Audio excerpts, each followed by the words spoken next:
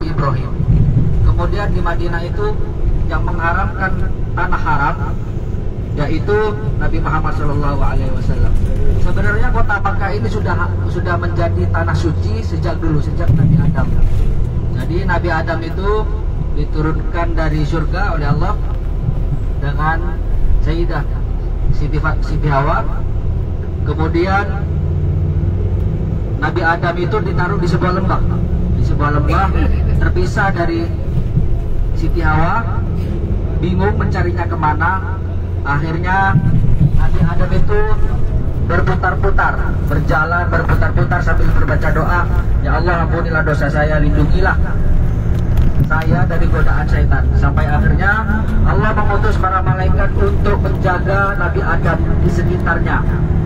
Nah, akhirnya jadilah kota Makkah. Jadi tanah haram itu sebenarnya dilindungi oleh para malaikat dan Allah, ya. Oleh karena itu, jadi tanah haram ini memang bagi siapa yang berbuat dolim atau berbuat jahat, maka punishment atau cobaan itu langsung akan datang, ya. Jadi Allah melaknat dan para malaikat juga melaknat bagi siapa saja yang melakukan dosa dan dolim di kota suci ini. Berbicara mengenai sejarah Ka'bah, ya. Ka'bah itu ada yang tahu Ka'bah apa? Rumahnya siapa?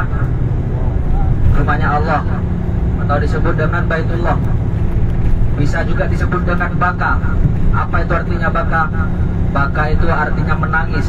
Tidak sedikit dari jamaah, dari orang muslim seluruh dunia menangis yang dapat Ka'bah, karena disitulah secara tidak langsung kita melihat dengan iman kita, bukan dengan keindahan mata kita, sehingga bisa menikmati ciptaan Allah Subhanahu wa Ta'ala. Kita bisa melihat langsung rumah Allah meskipun hanya kotak persegi seperti itu, ya Bapak-Ibu sekalian. Jadi Ka'bah itu didirikan oleh siapa, ada yang tahu? Ka'bah itu didirikan oleh Nabi Ibrahim alaihissalam. Kota Makkah ini tidak terlepas dari sejarah Nabi Ibrahim dan Nabi Ismail. Ada yang tahu Nabi Ismail siapa? Anaknya Nabi Ibrahim. Nanti sejarahnya akan bersangkut paut, akan saya ceritakan sedetail mungkin, ya. Jadi Ka'bah itu didirikan oleh Nabi Ibrahim. Makanya kenapa ada makom Nabi Ibrahim? Mungkin Bapak lihat di sekitar Ka'bah itu ada kayak kubah kecil warna emas yang biasa direbut-rebut sama orang, itu makom Nabi Ibrahim. Makom itu bukan kuburan, ya. Itu jejak kakinya Nabi Ibrahim sejak membangun Ka'bah. Ada yang tahu Hijr Ismail di mana? Hijr Ismail itu yang lingkaran kecil setengah di Ka'bah, sekitar Ka'bah ada yang putih setengah, itu Hijr Ismail. Jadi saat Nabi Ibrahim ini mendirikan Ka'bah belum selesai, kemudian dilanjutkan oleh Nabi Ismail, ya. Nabi Ismail menata batu di situ untuk meneruskan ke atasnya. Jadilah sempurna sejak Nabi Ismail. Makanya dibikin seperti kayak lengkungan, itu sejarahnya di situ. Nabi Ismail melunasi atau melengkapi bagian Ka'bah itu. Jadi di Hijr Ismail itu ada manfaatnya juga. Karena kalau kita sholat di sana setara dengan kita sholat di dalam Ka'bah.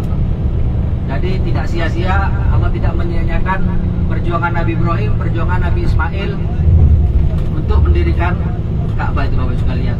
Jadi kota Makkah ini merupakan kota kelahiran Nabi Muhammad SAW.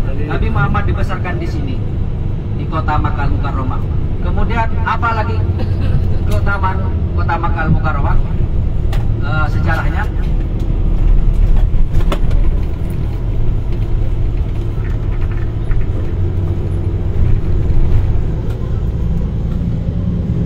jadi sejarahnya kota Makkah ini, ayat Al-Quran yang turun pertama kali itu di kota Makkah. Ada yang tahu ayat pertama kali turun itu apa? Hah? Bukan Al-Fatihah, ya? Iqra. Nanti akan saya jelaskan di mana turunnya dan bagaimana proses penurunannya. Kemudian ayat terakhir juga turunnya di mana?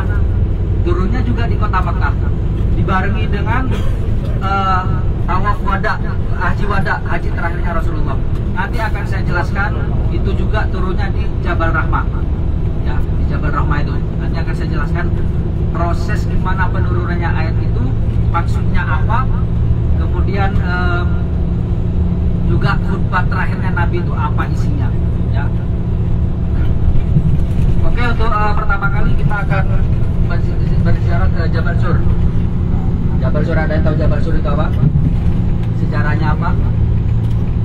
Jabal Sur. Jadi Jabal Sur itu merupakan tempat persembunyian Nabi saat dikejar oleh para kaum kafir Quraisy. Jadi Nabi itu dianggap ancaman bagi kaum kafir Quraisy di kota Mekah. Tapi di sisi lain Nabi ini merupakan keturunan yang paling dihormati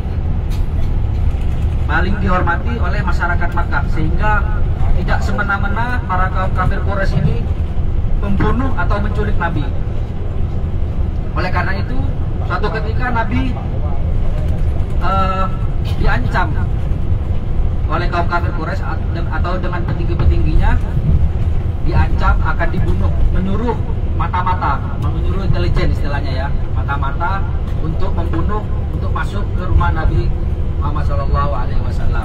Nah, akhirnya Nabi mengetahui keberadaan itu, kemudian Nabi keluar di malam hari dan berdoa kepada Allah, dan Allah mata-mata itu tertidur tidak sadar, sampai akhirnya Rasulullah bebas keluar dari rumah, kemudian menuju ke rumah Abu Bakar, karena saat itu orang yang bersama Rasulullah itu yaitu adalah Abu Bakar As-Siddiq. Makanya karena kenapa disebut As-Siddiq, yaitu orang yang terpercaya. Jadi kepercayaannya Rasulullah. Makanya dari tiga sahabat itu memiliki gelar masing-masing. Pertama As-Siddiq. As-Siddiq itu orang yang terpercaya. Kemudian Umar bin Khattab, yaitu julukannya Al-Faruq, karena orang yang pemuda, gagah dan berani. Jadi meskipun tidak sependapat, main singkat saja kalau sahabat Umar. Kemudian kalau sahabat Utsman bin Affan mendapatkan gelar Dzul-Qarnain atau dua cahaya. Jadi saat itu Nabi mengajak sahabat Abu Bakar untuk bersembunyi di Gua Hiro ini. Bukan Gua Hiro ya, Jabal Sur, Gunung Sur namanya, Gunung Sur. Bersembunyi sekitar 6 hari 6 malam. Di situ bersembunyi di sebuah gua, dan akhirnya para kaum tentara itu, kaum kafir Quraisy itu, pembesarnya mengadakan sayembara. Barang siapa yang menemukan Muhammad dan membunuhnya, membawa kepalanya, akan saya berikan berapa ekor unta, lupa saya, ratusan unta seperti itu. Saking kesalnya ke Nabi Muhammad itu. Akhirnya Nabi Muhammad bersembunyi di Jabal Sur ini, Bapak-Ibu sekalian, sembunyi bersama sahabat Abu Bakar. Jadi di gua itu kalau orang dewasa masuk itu tidak bisa berdiri, harus ngebungkuk ini, harus ngebungkuk. Terus 6 hari 6 malam di situ yang mengantar makan bekal itu putrinya Abu Bakar As-Siddiq. Nanti Bapak Ibu bisa lihat ketinggian itu berapa, sangat tinggi sekali dan sangat curam. Jadi bebatuan semua di sana.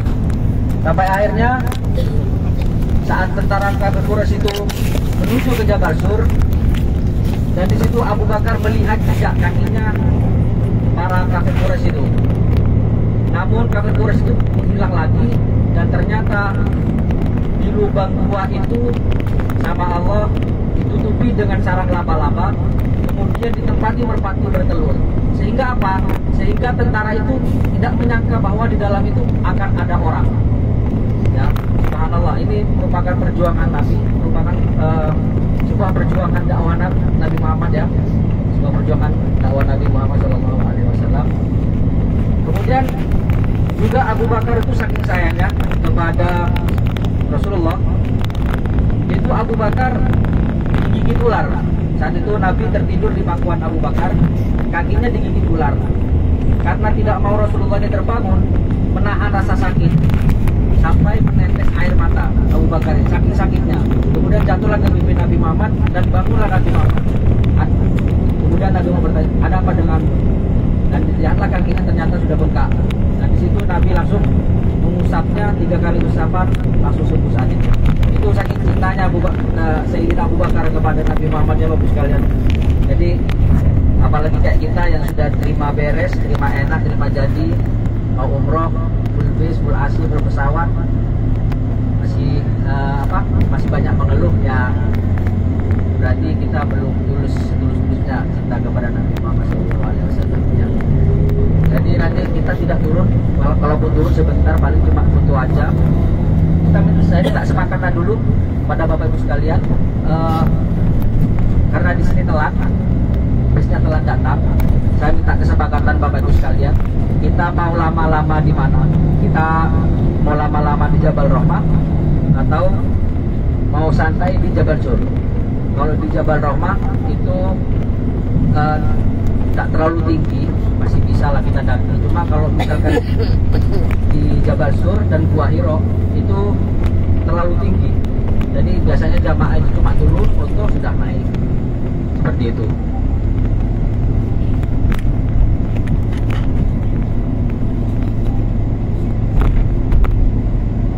Sebelah kanan kita itu merupakan Jabal Sur ya. Tingginya seperti itu. Mungkin nanti bisa kita lihat ada sebagian jamaah rata-rata orang Iran yang memang mengharuskan naik dengan usia apapun itu, mau tua mau jadi sesuatu yang wajib naik di sana. Sedangkan kita tidak diwajibkan karena